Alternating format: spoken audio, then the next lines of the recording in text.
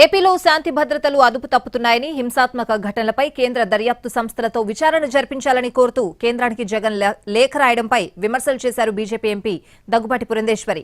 YCP 5 ఏళ్ల పాలనలో ఎన్నో అరాచకాలు, దారుణాలు జరిగాయని, ఆనాడు జగన్ ఎందుకు స్పందించలేదని ప్రశ్నించారు. ప్రధాని, కేంద్ర హోంమంత్రికి లేఖ రాసిన వారు ఆత్మ పరిశీలన చేసుకోవాలని కామెంట్ చేశారు పురంధేశ్వరి. ఉత్తరాంధ్రలో డాక్టర్ సుధాకర్ గారు వారు గళం విప్పారు అని చెప్పి, అంటే కరోనా సమయంలో ఆక్సిజన్ ఇదంతా కొరత ఉన్నది అని చెప్పి కేవలం గళం విప్పి ప్రశ్నించారు అని చెప్పి వారిని ఏ విధంగా ఇబ్బంది పెట్టారో మనందరికీ తెలియనటువంటి విషయం కాదు.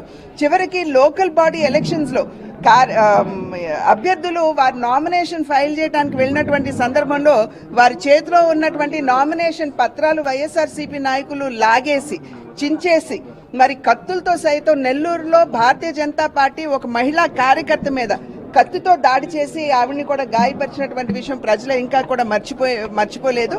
కనుక లేఖ రాయటం కాదు, ఒక్కసారి గుండెల మీద చేయి వేసుకుని రాసినటువంటి వారు ఆత్మ పరిశీలన చేసుకోవాలి. ఉత్తరాంధ్రలో డాక్టర్ సుధాకర్ గారు వారు గళం విప్పారు అని చెప్పి, అంటే కరోనా సమయంలో ఆక్సిజన్ ఇదంతా కొరత ఉన్నది అని చెప్పి కేవలం గళం విప్పి ప్రశ్నించారు అని చెప్పి వారిని ఏ విధంగా ఇబ్బంది పెట్టారో మనందరికీ తెలియనటువంటి విషయం కాదు.